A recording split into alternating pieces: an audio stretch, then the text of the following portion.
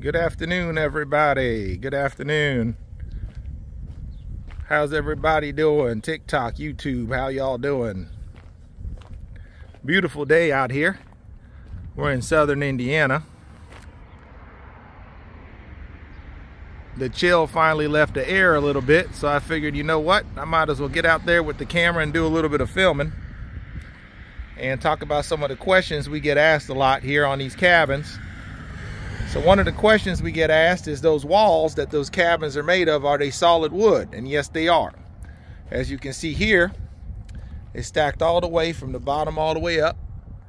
And these are 4x6 timber. Okay, so these are 4x6 timber stacked all the way from the bottom all the way to the top. And in between, you have that chinking in between that seals the cabin to make sure your cabin is efficient energy-wise for your heat and air.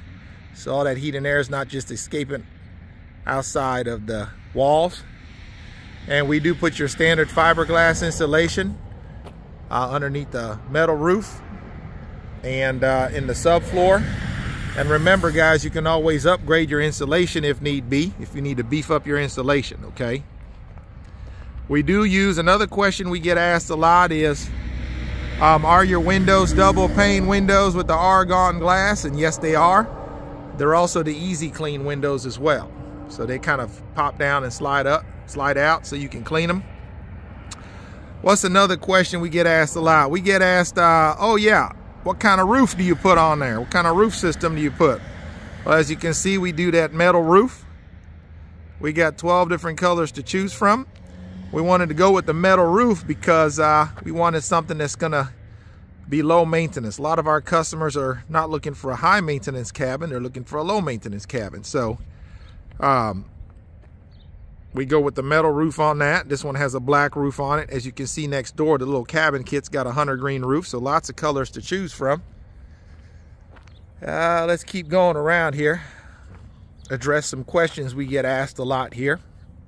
Another question we get asked is, how do you move these cabins clear across the country, right? Because we ship them all over the United States.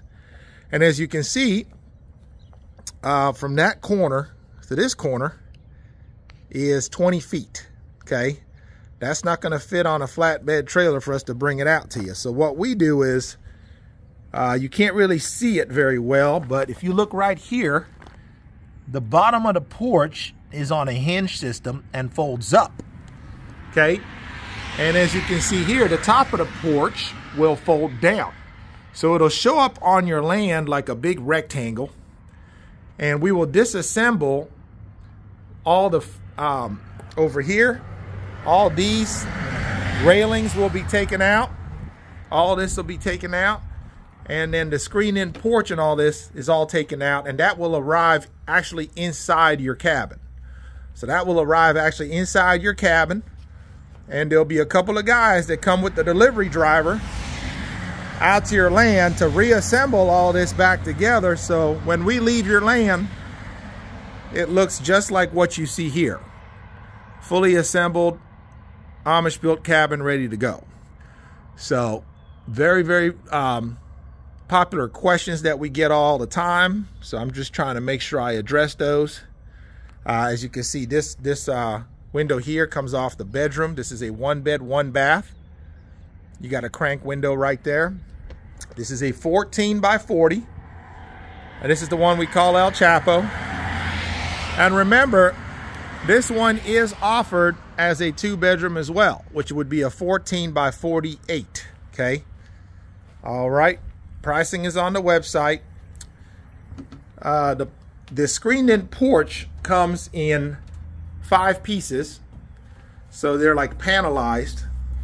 And once again, these 5 pieces that make up the screened-in porch will be inside the cabin when it arrives, and we'll put it all back together like you see here before we leave your property, okay? Another question that we get asked a lot of is the porch swing included? No, it is not, but you can purchase the porch swing, which a lot of people do, for $375 if you're interested in a porch swing. Some people love it, some people don't. But if you want a porch swing, that is an option. Okay. Let's keep moving here. Let's see what other questions we get asked a lot here. Another very popular question we get asked is the loft upstairs one that you can put a mattress in and sleep up there? I think most of y'all can probably tell by this angle that you cannot do that, okay? This is not a livable loft. This ladder is here to get up there and use this for extra storage, okay? This is the spot above the bathroom. It's great for extra storage, but it is not big enough for you to put a bed up there and somebody use that as a second bedroom, okay? So unfortunately, that is not an option, okay? Another question we get is, you know, this little nook right here is for a front-loading washer and dryer. And some people are like, you know what? I don't have a front-loading washer or dryer. Or, that's eating up too much space. I need to, you know, I just want to use half of it for a stackable washer and dryer. So what we'll do is, if you notice right here, this is the bathroom, right? What a lot of people will do is they'll go ahead and if you picture this space kind of cut in half, to the right here, you can put your stackable washer and dryer, and we'll move this wall over so all this square footage on the left side goes into the bathroom. That way you get a bigger bathroom. It's not thin in the middle and then get wide in the back. The whole thing would be the same width, okay? So you get more square footage in your bathroom if you do it that way. So a lot of people like that option as well. What else? Oh yeah, another thing we get asked is, hey, if we don't like those two little closets in the bedroom, what can we do about that? No problem. Most people actually don't like this design. Originally, this right side was intended to be for like a mechanical room for a water heater and such. And the left side is a little closet, right? Well, a lot of people are going to tankless water heaters because they're smaller and they save up on space. So because of that, you don't need a mechanical room, right? Most people are putting their tankless water heaters over here by where all the plumbing is going to be at with the washer and dryer on this side. So because of that, most people they'll combine these two units together and make one big closet with a barn sliding door on the front, which I think is super cool.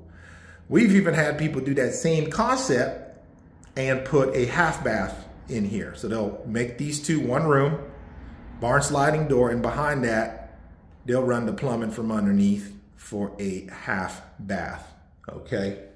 So something else that we get asked a lot. So I'm just really trying to address these questions we get asked a whole lot of with this structure, okay? We've also had people say, hey, you know, can we put French doors over here instead of these sliding screen doors? And yes, we can. So that's another question I get asked a lot, okay?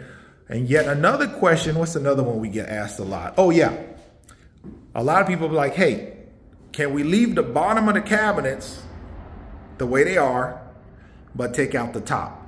Because they have their own specific cabinets or something else, or they want to put shelving up there, open concept shelving.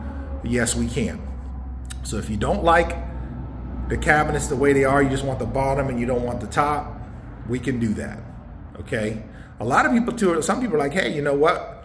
My uncle is a cabinet maker, or we have a cabinet business. We don't need any of these cabinets. We want to do our own. Can you leave those out? Absolutely. Absolutely. So lots of options, guys, here. Remember, this is just a model. So it's just like a starting point, right? You can modify your floor plan. No two people want the exact same floor plan. So everybody will kind of modify things a little bit, right? To kind of fit their needs. So keep that in mind, right? And that is just a few questions we get asked on the regular. What's one more I can think of? Oh yeah, insulation. That's a big one, right? So let me address insulation. So it does come with some basic insulation underneath the wood panels, R19, okay, rating. Underneath the subfloor, R9, right? And the walls are 4 by 6 inch thick, as I showed you earlier. And wood has thermal mass, so it does hold heat very well, right? But on the ceiling, if you want to beef up that insulation, a lot of our customers up north, Montana, Vermont, you know, people that get, you know, Michigan, Minneapolis, Minnesota, and all that, you guys, it drops below 0 out there, right? So they'll be like, hey, can we upgrade to a spray foam on the bottom subfloor? Can we upgrade to spray foam to increase the R factor and the sub in the ceiling?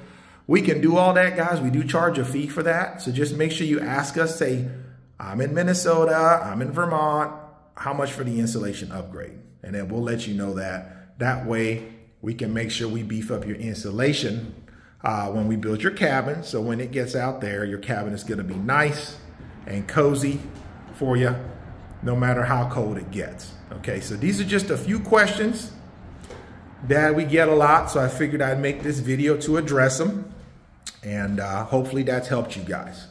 Okay, my name's OC. They call me the Cabin Cowboy. My phone number is 502-298-8946. And once again, guys, don't forget to like, share, and subscribe if you like what you see. Thank you so much for tuning in. We are AmishBuiltCabins.com. So have a blessed day, and come back and see me now. Take care, guys.